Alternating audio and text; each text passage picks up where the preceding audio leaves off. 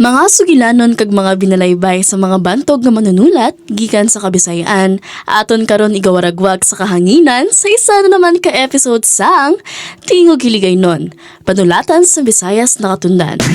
Mayong adlaw sa tanan, ako ang inyong Daldal Dear, this is Mir. Kag ako naman, si Fran, your kikay girlfriend.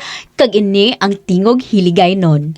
On air naman kita subong sa Tingog Hiligaynon para mamati sa mga matahom nga obra sang aton mga manunulat diri sa Western Visayas. Ang Tingog Hiligaynon ginsuguran sang hubon manunulat, kaupod ang UPV Literati, UPV Libertas, UPV Division of Humanities, kagang Diwa UP 102.7 FM, aton dya. Para sa episode nga ini, kaupod naman naton si Jetka Shaira Evan para magsaysay sa mga binalaybay. Kaupod man naton si Lian halin sa hubon manunulat para ipakilala sa aton ng author sang obra sa episode nga ini. Lian? Ang basahon ni Jetka para sa episode nga ini, amo ang mga binalaybay ni Early Sol Gadong. Si Early Sol A. Gadong nakatapos sang kurso nga BS in Applied Mathematics sa University of the Philippines, Visayas, kung sa diin iya man nakuha ang iya Master of Education, major in Mathematics degree. Dako nga butang ang mga workshop sa paghatag sang nagakalain-lain nga kahigayunan para sa iya pagpasangkad sang iya kinaadman sa pagsulat kag panulatan. Iyas ang iya 11 nga national workshop nga naintrahan sang 2012 nga isa sa mga nagtulod sa iya nga magsulat sa Hiligaynon. Halin sadto, nangintagdaog siya sang 4 ka palangka para sa iya mga malipot nga sugilanon. Iban sa mga ini ginhimo nga dula kag short film. Nagasulat siya sang mga libro para sa mga bata nga ginbalhag sang Balay Sugidanon, Aklat Alamid, kag Anvil Publishing, kag katilingban sang mga sugilanon nga ginbalhag sang Kasing-Kasing Press. Karon, si Sol, Vice President sang Hubon Manunulat, grupo sang mga manunulat halin sa Visayas na Katundan nga nagapanguna sa pagbasa kag pagsulat gamit ang Iloy Pulong. Ari na si Jetka para sa mga binalaybay ni Early Sol Gadong. Ang mga binalaybay ni Early Sol A.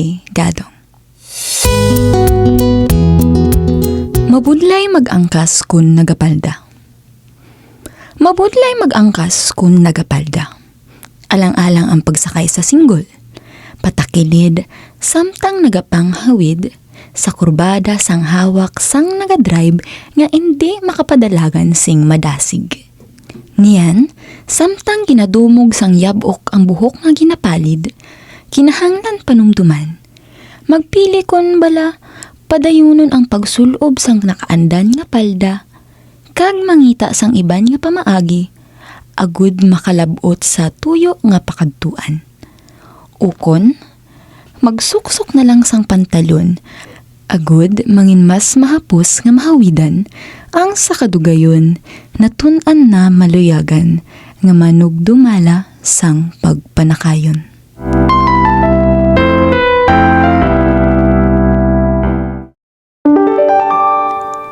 Kun ang akon kasing-kasing eroplano.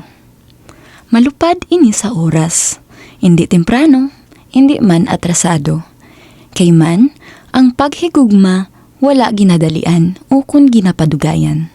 Wala diri sang fun games nga paghiwaton, kay man ang mga balatyagon wala dapat ginahampangan.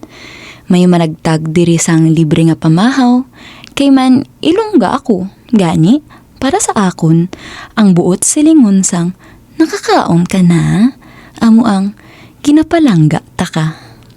Piho nga maundag ang biyahe sang akon kasing-kasing, tungod sa kadamuon sang mga panganod nga may unod nga pagpangduha-duha, kalangkag, kag kakulba. Apang, pagahalungan sini ang iya ginadala nga paglaom. Kay man, kun ang akon kasing-kasing eroplano, Patod ko nga niyan kag sa gihapon, wala liwan ang iya pagapulian, kundi dira lang gid sa hulugpaan sang imo ginahatag nga kalipayan.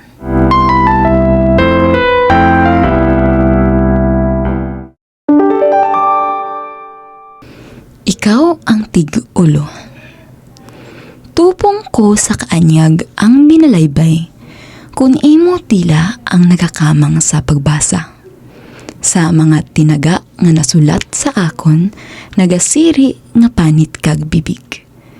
Ikaw nga nakasayod sa mga pulong nga wala ko ginahambal, samtang nagadungan sa saka panaog kag untat ratsada sang akon mga linya.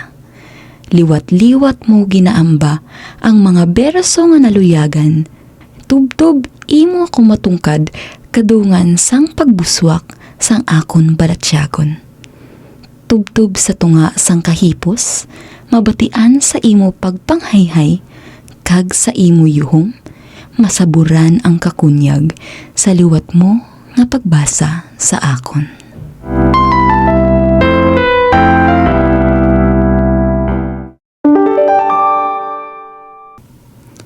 Nagatuon kita maglikom kung nagahigugma. Nagatuon kita maglikom kung nagahigugma.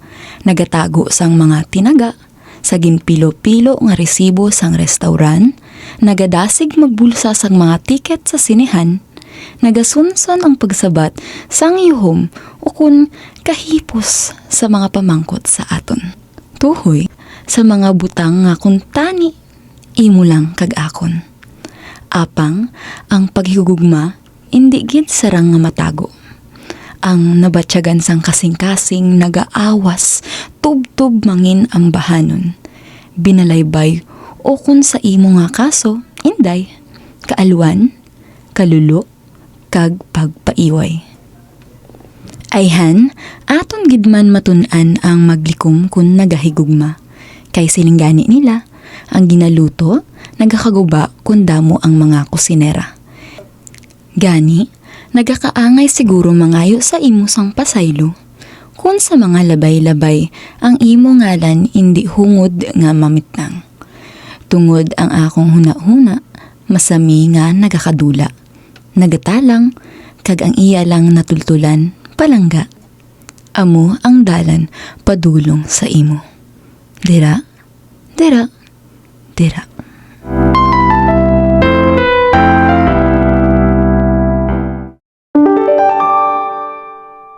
Sa akon pagtulog. Kung ako nagakaya, ginadamgo ko si Lydia.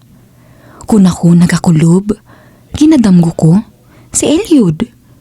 Kung ako nagatakilid, ginadamgo ko si Sigrid. Apang hindi ako makatulog, tungod sa huragok sang akon bana nga hubog.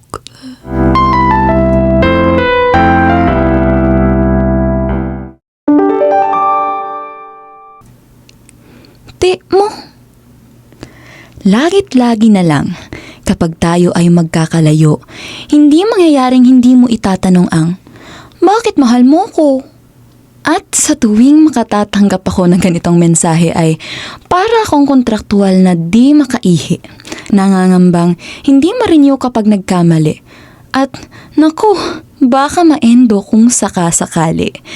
Kapag matatauhan ay para namang magsasakang maralita na matataranta kung ang itatanimbang mga salita ay magbubunga ng pagkapayapa ng iyong isipan hanggang sa muli nating pagtitipan.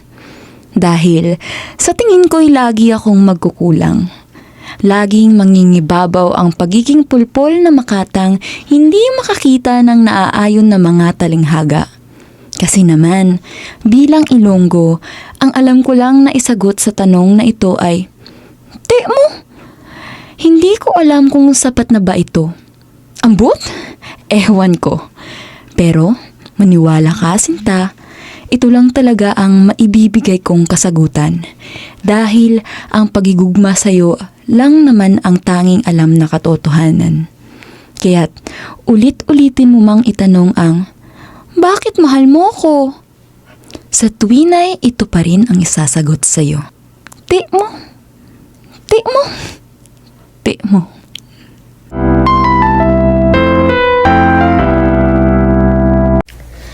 Mga kasimanwa amo ato si Jetka Shira Evan kagang iya nga pagbasa sa mga binalaybay ni Early Sol Gadong.